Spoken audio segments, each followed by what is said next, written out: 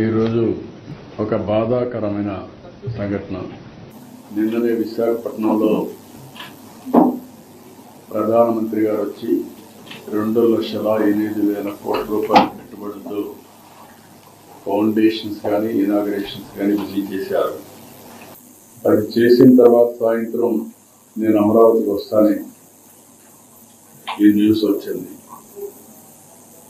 మనసు పూర్తిగా కలిసివేసింది. చాలా బాధపడుతున్నా. వెంకటేశ్వర స్వామి సన్నిధిలో ఎప్పుడు కూడా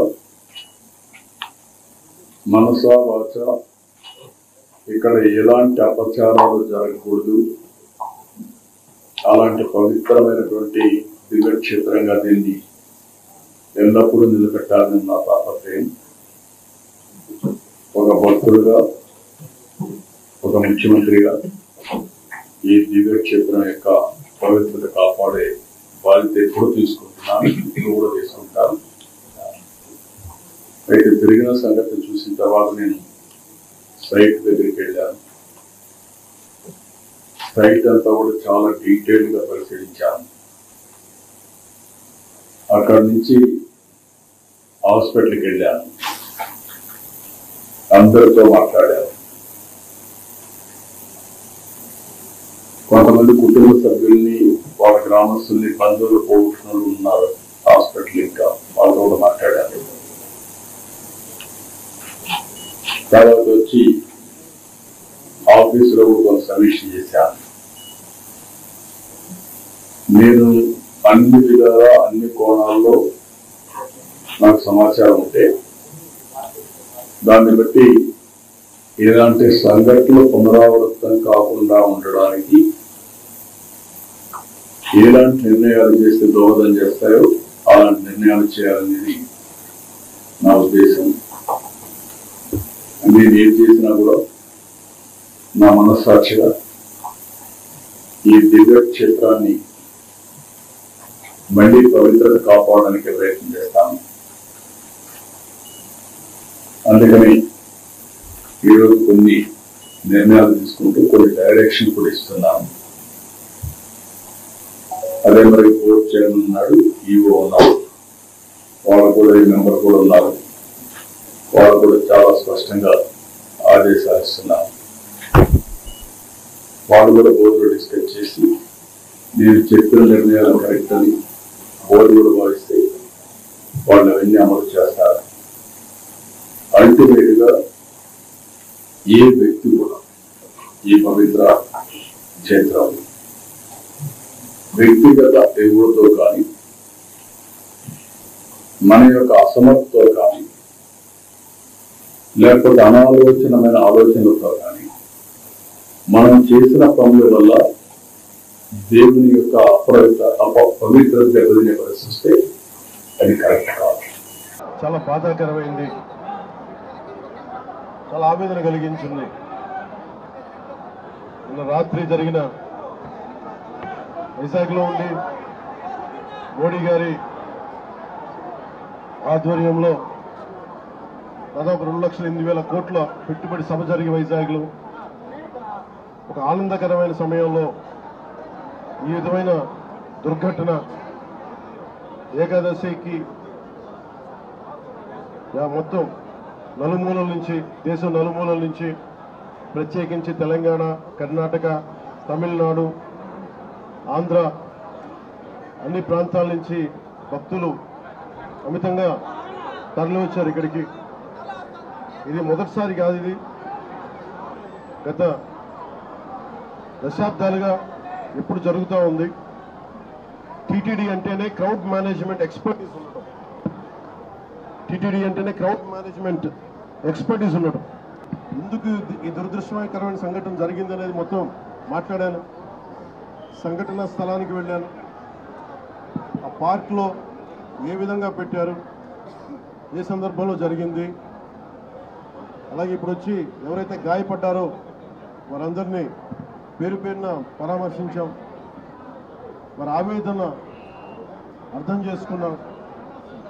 ఒకటే చెప్పాను, రాష్ట్ర ప్రభుత్వం తరపు నుంచి మనస్ఫూర్తిగా తప్పు జరిగింది, బాధ్యత తీసుకుంటున్నాం.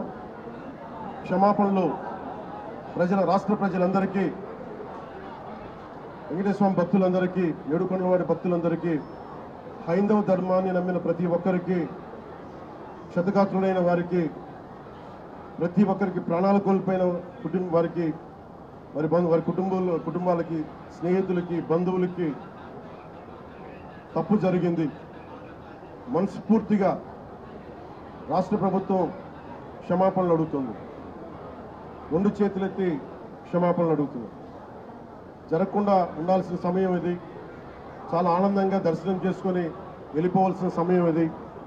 ఇలాంటి సమయంలో ఇలా జరగటం, లోపల ప్రతి ఒక్కరితో మాట్లాడితే నాకు అర్థం కానిది ఏంటంటే, ఎప్పుడు ఇలాంటి దుర్ఘటన జరగల.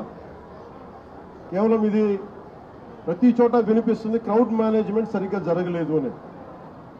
ముఖ్యంగా ఆడవారికి నలిగిపోవడానికి ప్రత్యేకించి చాలా సేఫ్ ప్లేస్ ఇది. మిగతా మనకి టికెట్లు ఇచ్చే చోట కంటే కూడా ఇది క్షేమం అని చెప్పి అందరూ, ఎక్కువ మంది మహిళా భక్తురాలు ఇక్కడికి వచ్చారు. ఇది చంద్రగిరి, తిరుపతి నియోజకవర్గానికి అందుబాటులో ఉండే కేంద్రం ఇది. దానివల్ల ఎక్కువ ఒత్తిడి ఉంది. పోలీసులను పెట్టారు, టీటీడీ సిబ్బంది ఉన్నారు. ఇంతమంది ఉండి కూడా 6 మంది ప్రాణాలు కోల్పోవటం, 24 మంది పైన క్షతగాత్రులు అవ్వటం, ఇది చాలా ఆవేదన కలిగించింది. ప్రతి ఒక్కరిని బాధితులను అడుగుతా ఉంటే ఒకటే చెప్తా ఉన్నా, మేము ఎంతో నమ్మకంతో వచ్చాం ఇక్కడికి, మాకు ఇలా అయిపోయింది. వాళ్ళు బాధపడుతుంటే ముందు పేరున ప్రతి ఒక్కరికి నా క్షమాపణలు తెలియజేశాను. దీనికి బాధ్యులైన వారిని ఖచ్చితంగా వారికి బాధ్యత తీసుకొని వారికి ఎలాంటిది పడాలో అది శిక్ష అంటావా, చర్యలు ఉంటాయి ఖచ్చితంగా. దీనికి నిజంగా వ్యక్తిగతంగా చాలా కదిలించేసింది నాకు ఈ సంఘటన. కొత్త టీటీడీ బోర్డు ఉంది, దీనికి పూర్తి బాధ్యత. సార్, ఏదైతే మీరు బాధ్యులని చెప్తున్నారు, ఈవో కావచ్చు, అడిషనల్ ఈవో కావచ్చు, చైర్మన్ కావచ్చు, వాళ్ళపైన ఎలాంటి చర్యలు చేపట్టకుండా కేవలం ఎస్పీని ట్రాన్స్ఫర్ మాత్రమే చేస్తూ సేమ్ ఆలోచన. ఇది బాధాకరమైన విషయం ఏమిటి అని అంటే, అన్నిటికన్నా నిజంగా బాధాకరమైన విషయం చంద్రబాబు నాయుడు అనే వ్యక్తి ఒక బిల్డప్ చేసి, ఒక షో పుటప్ చేసి, చిన్న అధికారులు, ఏదో చిన్న లోవర్ లెవెల్ అధికారుల మీద ట్రాన్స్ఫర్లు, ఇటువంటి శిక్షలతో సరిపెట్టే కార్యక్రమాలు చేస్తూ ఉన్నాడు. కానీ దీంట్లో నిజంగా గమనిస్తే తప్పెవడిది? తప్పు దీంట్లో లెక్క చూస్తే చంద్రబాబు నాయుడు చేసిన తప్పు కనిపిస్తూ ఉంది. ఆయన కుప్పంలో పర్యటన 6వ తారీఖు, 7వ తారీఖు, 8వ తారీఖు మధ్యాహ్నం దాకా పోలీసులు మొత్తం తన చుట్టూ తిరుగుతూ ఉన్నారు. ఇక్కడ భక్తుల కోసము కేటాయింపులు చేయాల్సిన పోలీసులు లేకపోవడం, కానీ చంద్రబాబు నాయుడు తప్పు కనిపిస్తూ ఉంది కదా. అదే రకంగా ఎస్పీ చంద్రబాబు నాయుడు గారిని ప్రసన్నం చేసుకునే దానికోసం తాపత్రయపడతాడు. కానీ ఇక్కడ ఎస్పీ వైరస్ లక్షల మంది డివోటీస్కు సెక్యూరిటీ ప్రొవైడ్ చేయాలి అని చెప్పి కనీసం ఆలోచన కూడా చేయని ఎస్పీ, ఈయనది తప్పు, కలెక్టర్ది తప్పు. కనీసం అక్కడ ఉన్న వాళ్ళను క్యూలలో నిలబెట్టే కార్యక్రమానికి సంబంధించిన ప్రోటోకాల్ ప్రకారం ఆదేశాలు ఇవ్వాలి అని, రివ్యూలు తీసుకోవాలని, ఆల్టర్నేట్ అరేంజ్మెంట్స్కి రికమెండేషన్ చేయాలి అని చెప్పి ఇటువంటి ఏ ఆలోచనలు చేయకుండా అక్కడ ఉన్న వాళ్ళకి కనీసం నీళ్లు కూడా తాగడానికి కూడా నీళ్లు లేని పరిస్థితిలో భక్తులందరినీ కూడా పెట్టి, తినడానికి తిండి లేదు, తాగడానికి నీళ్లు లేదు, గంటలు తరబడి వాళ్ళందరినీ కూడా ఆ పార్కుల్లోనూ అక్కడ ఇక్కడ వాళ్ళందరినీ కూడా పెట్టి, కౌంటర్లకు ఏదైతే ఆపోజిట్ లొకేషన్స్లో ఏదైతే ప్లేసుల్లో ఉంటారో ఆ ప్లేసుల్లో పెట్టి, పోలీసులు లేకపోవడం వల్ల వాళ్ళందరికీ కూడా కనీసం అరేంజ్మెంట్స్ కూడా చేయకపోవడం కలెక్టర్కి తప్పు. ఇంతమందిని ప్రవేశింప చేయాలి అని గుడిలోకి తీసుకునే వాళ్ళు ఈవో, అడిషనల్ ఈవో, వీళ్ళది తప్పు. వీళ్ళందరికీ ఆజమాయిషి చేసే టీటీడీ చైర్మన్, ఆయనది తప్పు. రివ్యూలు తీసుకోకుండా వీళ్ళందరూ కూడా దీన్ని కాస్కారం చేసి ఇంతమంది చావులకు కారణమయ్యారు. వీళ్ళ కిందట రాజకీయంగా దీన్ని అందరినీ తీసుకొని రావడం జరిగింది. అదే సగం దరిద్రము. వెంకన్న దగ్గరికి దేవునితో రాజకీయాలు పెట్టుకొని ఆడడం అంత దరిద్రం ఇంకోటి ఏమీ ఉండదు. అదేవిధంగా మీరు ఈ ప్రవచనాలు చెప్పేవాళ్ళు కూడా, చాగంటి వాళ్ళు కావచ్చు, మిగతా వాళ్ళు కావచ్చు, ఒక సిస్టమ్కి ఆ రోజు పోకపోతే ఇంక ఏదో మొత్తం అంతా నాశనం అయిపోతాము, మనమంతా ఇంకా బతికి కూడా వేస్ట్ అనే విధంగా చేయడంతోనే భక్తులు ఆ నమ్మకంతో ఎక్కువగా జనం దగ్గరికి పోతున్నారు. గుళ్ళకి అదే రోజే వెళ్ళాలని. ఇప్పుడు పుష్కరాలు జరిగింది, ఆ రోజు ఏంది, ఆ రోజు పోతేనే, ఆ పుష్కరాల్లో జరిగితేనే మనకు ఇంకంతా ఎక్కడ లేని పాపాలన్నీ పోతాయి, ఎక్కడ లేని పుణ్యాలన్నీ వస్తాయి అని చెప్పేసి ఆ రోజు వెళ్ళడంతోనే ఆ రోజు ఆ విధి జరిగింది. ఇప్పుడు కుంభమేళా జరుగుతుంది. కుంభమేళలో దగ్గర దగ్గర 40 కోట్ల మంది వస్తారని చెప్పేసి మన దాంట్లోనే అంతో ఎంతో క్లీన్లీనెస్ కానీ సెక్యూరిటీ కానీ మెయింటైన్ చేసేది ఏంటంటే మన దాంట్లోనే. ఇక్కడే ఇబ్బంది ఉంటే ఇంకా అక్కడ అసలు వాళ్ళు మెయింటైన్ కూడా చేయలేరు. కానీ ఏం చేస్తాం, మనం అందరం వేల మంది పోతా అంటాం, ట్రైన్స్ పోతా అంటాము. మనకందరికీ ఒక మైండ్లోకి ఎక్కిస్తారు. ఏమని ఎక్కిస్తారు, ఆ రోజు మీరు పోయినారా పోయినట్టు, లేదా లేనట్టు, మీరంతా నాశనం అయిపోతారు అనే పద్ధతిలో చెప్తూ ఉంటారు ప్రవచనాల్లో కూడా. అది చాలా తప్పు. డెఫినెట్గా వెళ్ళాలి. వెళ్ళినప్పుడు ఎప్పుడు క్రౌడ్ తగ్గుతుంది, ఎప్పుడు వెళ్తుంది అని అందరూ ఫస్ట్ డేనే వెళ్ళాలని ఏం లేదు. ఎప్పుడు వెళ్తుందో ఆ రోజు వెళ్తే చాలా బెటర్ అనేది నా అభిప్రాయం. సో ఎందుకంటే గతంలో జరిగిన సందర్భాలన్నీ మనం చూసినాం కాబట్టి, ఆ టెంపుల్స్కి వెళ్ళినప్పుడు కావచ్చు, అదే రోజు వెళ్ళాలనుకునే తాపత్రంతో మనం అందరం ఎక్స్పెక్ట్ చేస్తాం లక్షల మంది వస్తూ ఉంటారు. ఇప్పుడు కుంభమేళకు 40 కోట్ల మంది వస్తారని ఒక ఎస్టిమేషన్. సో మనం డే 1 వెళ్ళాలనుకుంటే ఆ రోజు ఖచ్చితంగా ఇబ్బంది పెడుతుంటారు. మళ్ళీ లాస్ట్ చివరిలో అనుకో మేళ అంతా అయిపోతుంది కాబట్టి ఇంకప్పుడు విపరీతం ఉంటారు. సో ఎప్పుడో వెళ్ళండి, చేయండి. And I request AP government to make an act, ఒక చట్టం తీసుకొని రండి. ఇలాంటి భవిష్యత్తులో మరిన్ని జరగకోకుండా ఆగాలి అంటే ఒక బలమైన చట్టం, ఒక భయం పుట్టించే చట్టం. ప్రజల యొక్క ఆరోగ్యాన్ని, అదేవిధంగా వారి యొక్క ప్రాణాలని నిలబెట్టలేనంత ప్రభుత్వాలు ఉండి స్టే కదా. సో ప్రభుత్వం ఉన్న తర్వాత ప్రజల యొక్క మానవ ప్రాణాలు కాపాడాల్సిన బాధ్యత, వాళ్ళకు ఒక నమ్మకం కల్పించాల్సిన బాధ్యత ప్రభుత్వాలది. సో ఆ ప్రభుత్వాలది ఆ నమ్మకం కలిగించాలి అంటే డెఫినెట్గా ఒక మంచి చట్టాలు తీసుకొని రావాలి. ఇలాంటి సందర్భంలో ఏ విధంగా క్రౌడ్ మేనేజ్మెంట్ చేయాలి అని.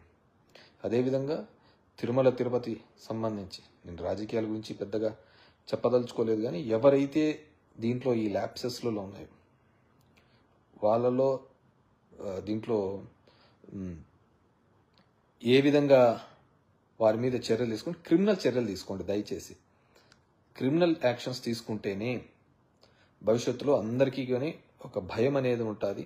అది ఏ ఈవెంట్ చేసినా, అది సినిమా ఈవెంట్ చేసినా, పొలిటికల్ ర్యాలీ ఈవెంట్ చేసినా, లేకుంటే టెంపుల్స్ దగ్గర మెయింటెనెన్స్ తగ్గిపోయినా ఖచ్చితంగా ఓన్లీ అదేదో శాఖాపరమైన చర్యలు కాకుండా డెఫినెట్గా వాళ్ళ మీద క్రిమినల్ యాక్షన్స్ తీసుకోవాలని చెప్పేసి కోరుకుంటున్నాను.